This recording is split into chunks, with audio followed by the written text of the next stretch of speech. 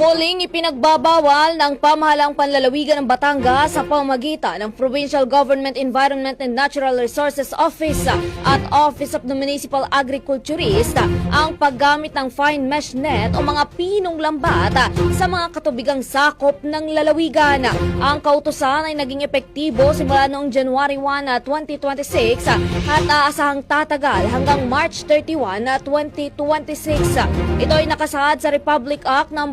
10654 na ipinagbabawal sa munisipal na katubigan ngayong panahon ng seasonal closure.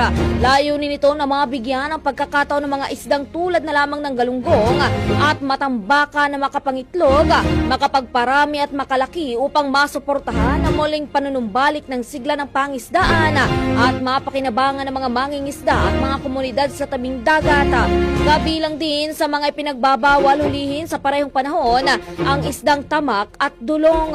Samantala, matatanda ang ipinatupad ang close season mula noong December 1, 2025 hanggang sa darating na January 31, 2026 bilang bahagi yan sa pangangalaga at konserbasyon ng yamang dagat sa lalawigan.